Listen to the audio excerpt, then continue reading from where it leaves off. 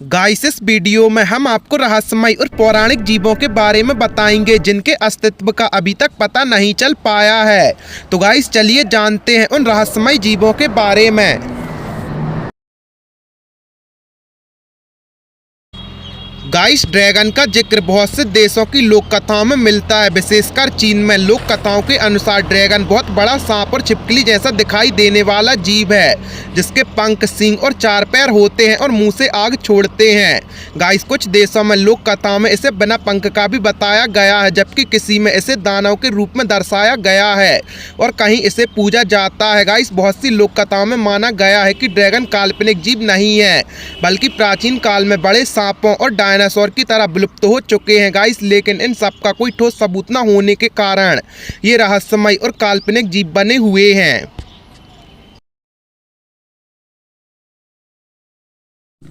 Guys, unicorn एक ऐसा काल्पनिक जीव है जो घोड़े या बकरे की तरह दिखाई देता है, जिसके शरीर का रंग सफ़ेद होता है और माथे पर एक बड़ा सा सींग होता है।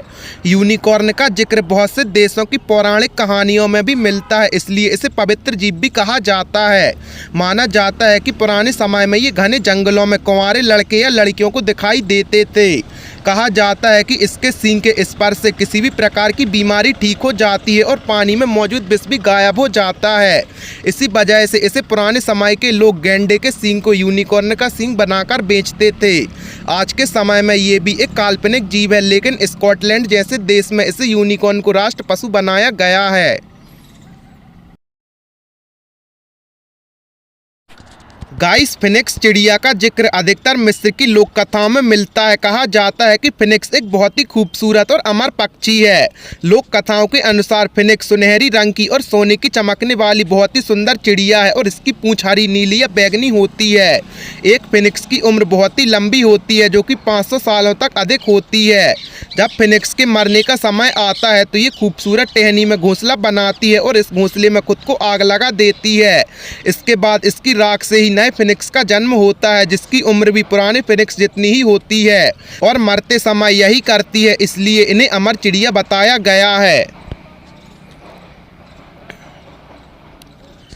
गाइस, वैम्पायर को इंसानों का खून चूसने वाला इंसान माना जाता है। किसी भी देश में नहीं, बल्कि बहुत से देशों में वैम्पायर के अस्तित्व पर विश्वास किया जाता है और वैम्पायर से जुड़ी कहानियां भी मिल जाती हैं।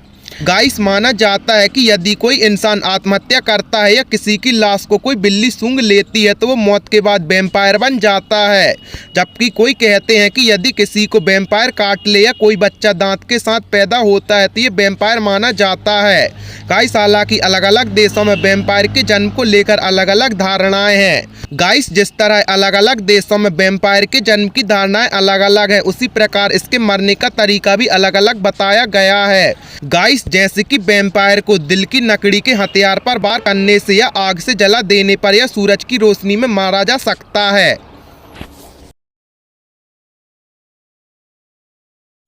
गाइस, मरमेड एक ऐसा समुद्री जीव है जिसके ऊपर का शरीर इंसानों का और नीचे का शरीर मछलियों का होता है और इनके पास कुछ शक्तियां भी होती हैं। बहुत से देशों की पौराणिक कथाओं में जल परियों का जिक्र मिलता है।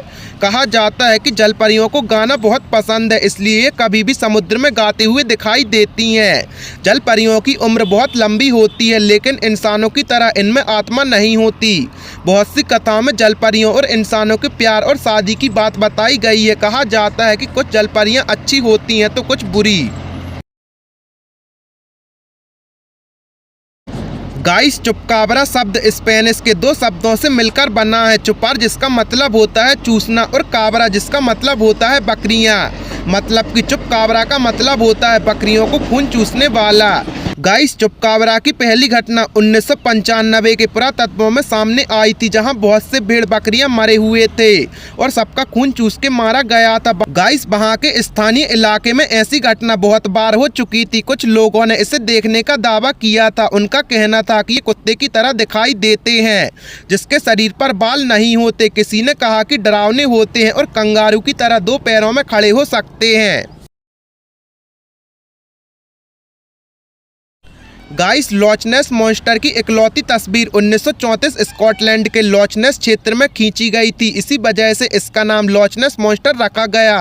बहुत सी कथाओं में भी इसका जिक्र हो चुका है। कोई इसे समुद्र में छिपा रहने वाला दानव बताते हैं, तो वैज्ञानिक इसे लुप्त हो चुके डायनासोर की प्रजाति बताते हैं। बहुत से स्थानीय लोगों ने समय समय पर इस जीव को देखने का दावा किया, लेकिन इसके असली होने का कोई पुख्ता प्रमाण नहीं मिला, इसलिए ये काल्पनिक जीव बना हुआ है।